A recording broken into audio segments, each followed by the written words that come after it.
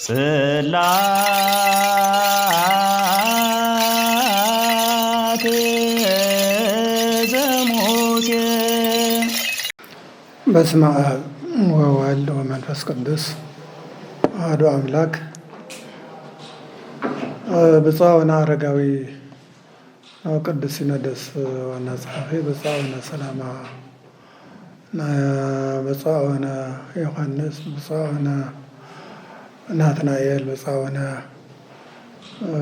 ያሬድ፣ ብፁዓን አባታት ኣብ ደገም ዘለኹም ኩለኹም ኣብ ውሽጥም ኣብ ዓድም ዘለኹም ክቡራንና ክቡራን እዚ ሎም መዓልቲ ዝተሰባሰብናሉ ምክንያት ብዛዕባ ኣብ ሃገርና ዘሎ ኩነታት ወቅታዊ ጉዳይ ስለ ዝኾነ ህፁፅ ኣኼባ ጌርና ተዘራሪብና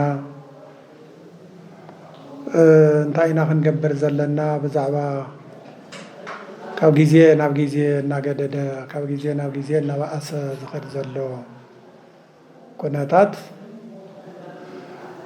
እንታይ ኢና ክንገብር ኢልና ዘቲና ተመኻኺርና ይህን ተባሂልና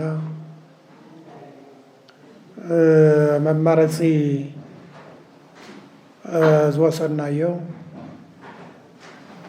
ካብ 7 ኣህጉረ ስብከት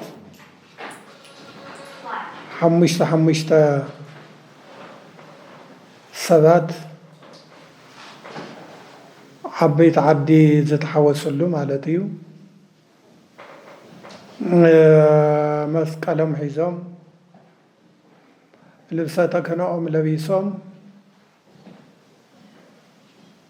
ኣብ ቀረባ መዓልቲ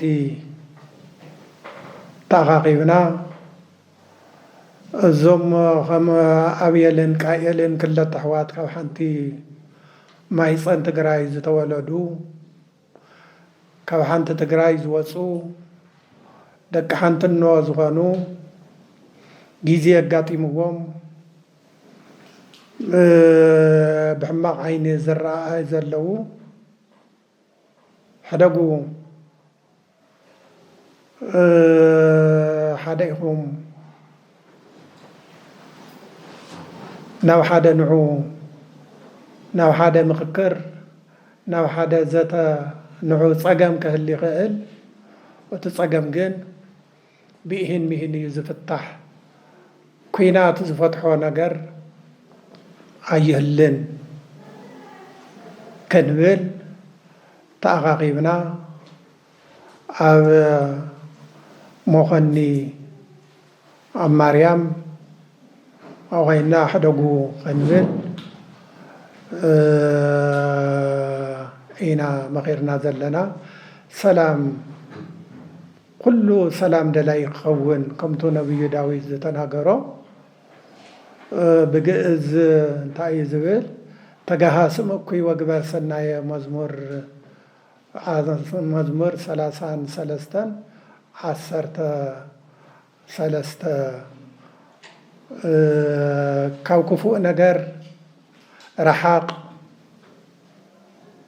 ንሰላም እውን ድለያ ኣልሻ ኣልሽካ እውን ተኸተላ ተግባራዊ ግበራ ኢሉ ኣቦና ነብይ ዳዊት ከም ዝኣዘዘና ከም ዝነገረና ሕዚ እውን ኣብ ቆላም ሃልዉ ኣብ ደጉዓም ሃልዉ ክቡራን ኣሕዋትና ደቅና ኢኹም ኣሕዋትና ኢኹም ሓትኩም ኢና ወለድኹም ኢና ቃልና ክትሰምዑ ብእግዚኣብሔር ስም ሕዚ እውን ነማሕፅነኩም ኣለና። እዚ ኩሉ እዚ ዝመፀና ዘሎ ውዕል ፕሪቶርያ ብኣግባቡ ስለ ዘይተፈፀመ ናብ በትሪ ምምዛዝ ዘብፅሐና ዘሎ እዚ እዩ። ምክንያቱ ህዝብና ተፈናቂሉ ኣብ በረኻ ወዲቑ ኣደዳ ውሕጅ ኣደዳ ኣራዊት ስለ ዝኾነ እዚ ነገር እዚ ናብ ብሕማቕ መገዲ ክንከድ ብሕማቕ ዓይኒ ክንረኣየ ዝገበረና ዘሎ እዚ እዩ።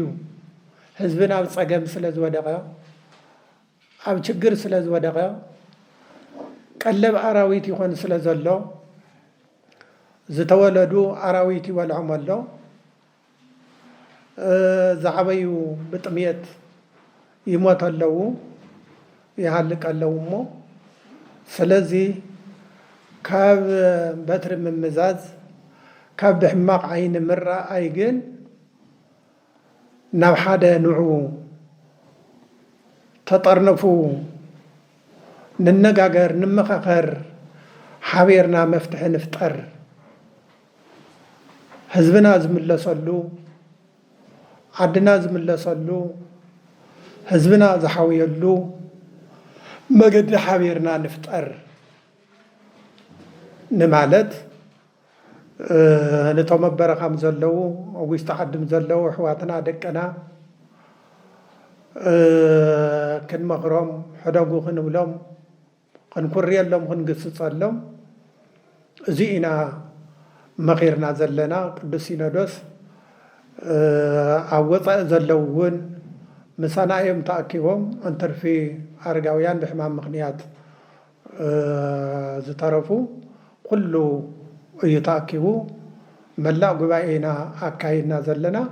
እዚ ጉባኤ እዚ ግን ንደቅና ንሕና ዘይመኸርናዮም ንሕና ዘይገሰፅናዮም መን ክግስፆም መን ክቁርየሎም የግዴታ መስቀልና ሒዝና ኣልባስና ለቢስና ኣብ እግሮም ክንወድቅ ክንልምኖም ኣይኸውን እንተኢሎም ረጊፆምና ይኺዱ እንተማ ኢልና መኺርና ቀረባ ጊዜ እንተይሃብና እቲ ጊዜ እቲ ኩነታት ይበኣስ እዩ ዘሎ። ስለዚ ኤፍሬም ይበልዖ ለምናሴ ምናሴ ለኤፍሬም ምናሴ ለኤፍሬም ይቃትሎ ኤፍሬም ልምናሴ ይቃትሎ ዝበሎ ነብዩ ዳዊት ከምኡ ኢና ኮይና ዘለና። ወይም ደሞ ከም ቃየልና ካብ ሓንቲ ማይፀን ተወለዱ ኣብየልና ቃየል ተኸታቲሎም እዮም ከምኡ እዩ ዝፍፀም ዘሎ። ስለዚ ዘውዝኒዮ ነገር ክረግዕ ኣለዎ ክሃድእ ኣለዎ ናብ ሰላም ክምለስ ኣለዎ ኢልና ናብ ሰላም ይመለስ ሕደጉ ስምዑና